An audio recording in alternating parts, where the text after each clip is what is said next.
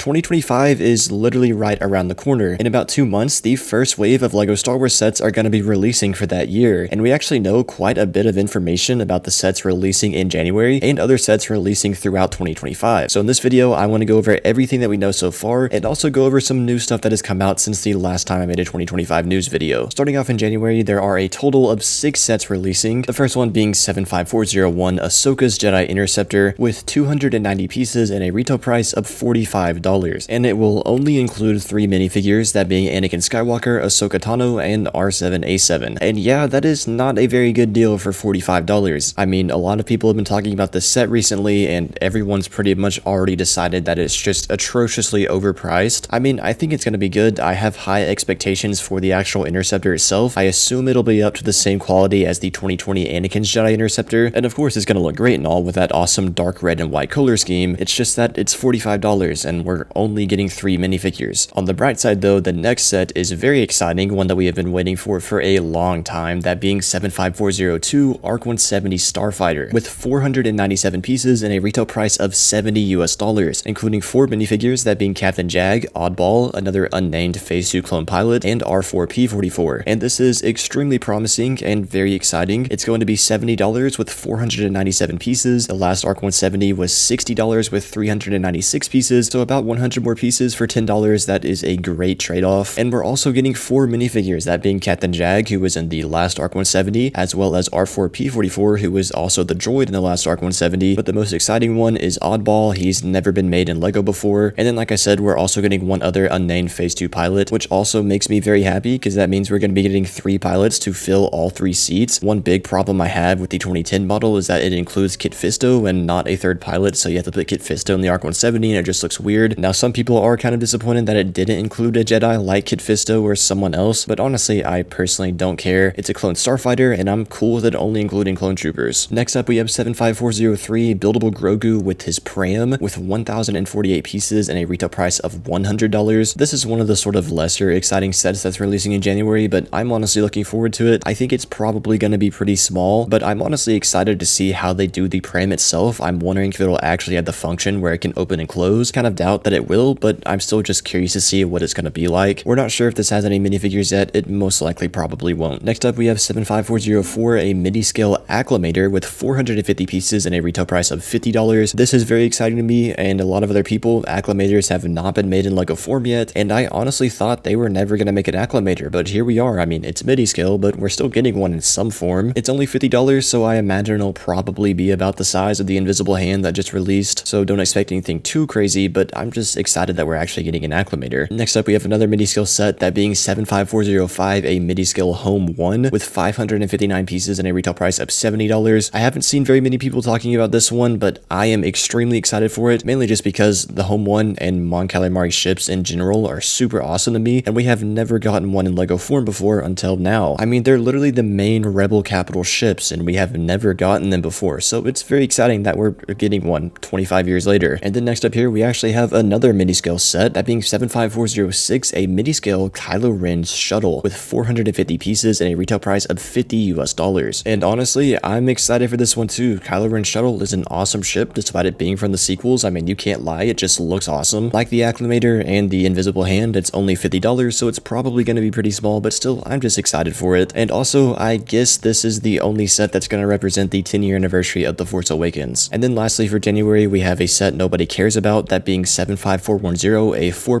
Mandalorian N1 Starfighter with 92 pieces and a retail price of $30. Next up, we have one set, or item, I guess, that's actually releasing on April 1st. That's actually been revealed already, that being the LEGO Star Wars Character Encyclopedia. That's going to include an exclusive Episode 9 Emperor Palpatine. I know April 1st is April Fool's, but I was told this date in all seriousness by a pretty reputable source. So I mean, if this ends up being the wrong date, just know it's coming out after January. But I mean, hey, it's still cool we're getting an Episode 9 Palpatine. But now continuing on to May, there are a total of 5 sets. Well, there's actually 8 sets, but 3 of them are more or less confirmed to be for May, but I'll get to those. But first up, we have 75407, a buildable Star Wars logo. Yes, you heard me right, with 650 pieces and a retail price of $80. And honestly, $80 is ridiculous for this. As of now, it's said or rumored at least to have no minifigures, which is even worse because the Marvel logo just got revealed and it has quite a few minifigures, and this one, the Star Wars one, is rumored to not have any. which is honestly just kind of dumb, but I mean, hey, maybe it'll look good and people are going to want to buy this. I don't know. Next up though, we have 75408 Jango Fett helmet with 850 pieces and a retail price of $80. $80 is $10 more than the Mandalorian helmet that came out in 2022, so I guess they're taxing an extra $10 for the possible rangefinder that's going to be on the side of the helmet, but still, I'm expecting it to look good, and I'm expecting it to be to scale with all the other helmet sets. I really don't have much else to say, I'm just expecting a solid helmet set. And then next up, we have 75416, a buildable chopper with 1,000 pieces and a retail price of $100. I assume it's going to be almost exactly the same size as the R2-D2 that came out back in March, and honestly, I'm happy we're getting this. I feel like a lot of people have been asking for a buildable chopper for quite a while now. He's a cool looking droid, and I'm expecting that to translate into a cool looking set, and he's also said to have some cool play features like his arms being able to come out and wave around, and also some other tools and whatnot on the inside. And then next up for May, we have a bit of a surprising one, that being 75399, a U-Wing based off of Endor Season 2 with 594 pieces and a retail price of $80. As of now, we don't know anything about the minifigure lineup. There was a rumored lineup that a lot of people posted around, but that turned out to be not true. It was just a misunderstood wish list from a very reputable leaker, so everyone took it literally. So as of now, we have no idea what minifigures are going to be in the set, but I mean, I think it's safe to assume Cassian Andor at least. Another thing I want to note is that it's going to be $80 US, which was the same price as the 2016 one. However, it has less pieces at 594, so I'm expecting it to be very downsized, which honestly kind of scares me, because if it's downsized too much, there won't even be room for minifigures in the hole on the bottom. So I guess as of now, all we can do is hope for the best, but I'm just expecting this thing to be really tiny. Anyways though, then the last sort of confirmed set for May is one of the most shocking sets that got announced for next year, or leaked, whatever you want to call it, and that's actually 75409, a UCS Jango Fett Slave 1 with a retail price of $240. We don't know the piece count yet, but I mean, I assume it's going to be awesome. It's probably going to be almost exactly the same size as the 2015 Slave 1. All we know so far about the minifigure lineup is that it's obviously going to include a very highly detailed arm printed Jango Fett, which is expected for a UCS set, and then alongside him we're going to get a young Boba Fett minifigure. Those might be the only figures that come in this set, and honestly, I would be completely fine with that. I mean, after all, it's a UCS set, so I'm getting it for the build. If there are other figures included, I mean, obviously, like a Kamino one would be nice, maybe Obi-Wan Kenobi, but again, I'm fine if it only has Jango and Boba. And then next up, we have the 3 sets that are more or less confirmed to be coming in May. The reason I say that is because these sets might end up coming in June, we just don't know the exact dates yet. But first off, we have an AT-AT pilot helmet with 760 pieces and a retail price of $70, and honestly, I assume this will be made just so it can release alongside the Jango Fett helmet. But as for the set itself goes, I don't really have much to say. I think AT-AT pilots do look pretty cool, so I guess I have decently high expectations for this set. And then next up for May/June, we have an unknown Endor set that is supposed to be releasing alongside the U-Wing, and I'm pretty sure it's safe to assume that it's gonna be Luthen Ship, the set that we've all been wanting from Endor. I mean, it's not confirmed, but like, what else would it be? And also some leakers are sort of hinting at that. So as of now, I think it's actually kind of safe to get our hopes up that we're actually gonna get Luthen Ship next year. And then lastly for the May sets, this one is rumored for May or June, but I honestly think it'll come out on June 1st, that being 75400 Plo Koon's Jedi Starfighter with 230 pieces and a retail price of $40, including 3 minifigures, that being Plo Koon obviously, and then his droid R7D4, and then a third unknown minifigure. Your best guess is as good as mine. I mean, we can all let our thoughts go wild and assume like a phase 2 wolf or something, but it's unknown still. On the bright side though, I am very excited for this set. The 2010 Plo Koon's Jedi Starfighter is absolutely awesome, and I can't wait to see it modernized, and of course, it's also going to pair perfectly with the ARC 170 that's coming in January. Now moving on to the summer sets, there's only 2 to go over. The first one is actually a Night Troopers battle pack, releasing on June 1st for $20, including 4 minifigures, that being Captain Ewok and 3 Night Troopers. And honestly, this is pretty exciting. Not very many people actually like Ahsoka, but I'm pretty sure a Night Trooper battle pack is one of the sets we are wanting from that show. One thing that's annoying though is that it's including Captain Ewok. Well, I mean, it's a good thing they're including Captain Ewok, but realistically, he should have been included in the Peridia set that came out this year in August. I have no idea why he wasn't. I wish it would just be 4 Night Troopers, but I mean, hey, at least we're getting him. And then next up, we have one of the most random and out of the blue sets that is rumored for next year, 2025, that being a buildable Ewok for $90. Yes, you heard me right, a buildable Ewok. I don't think anyone really wants this. I don't think anyone's ever really even thought of this being an actual set, but I'm gonna be honest, I'm pretty intrigued. If this does end up being true, I am super excited to see what it ends up actually looking like. I assume it's gonna be an 18+ set like the Chewbacca that came out in 2023, but as an Ewok. And again, I'm very excited to see how LEGO does this. I'm intrigued if it actually is a real set. And then that rumor of the buildable Ewok is going to lead us perfectly into the rumored Ewok village that is coming in October of next year. There's not much information about this, but I honestly think there's a pretty good chance this is going to happen. We haven't gotten a Master Builder Series set since 2020, and the Ewok village would just be the perfect set for that. And I say Ewok village, but it's actually rumored to just be some type of Endor set. It could be the Ewok village, it could be the Endor bunker, we don't know, it could be both. But just know that in October of 2025, the large 18 plus UCS/ABS set is rumored to be some type of Endor set. Anyways guys, that is everything we know about LEGO Star Wars in 2025 so far. Let me know down in the comments below which set you were most excited for. If you're new, please consider subscribing, and if you want to check out more of my videos, you can see the end screen right now.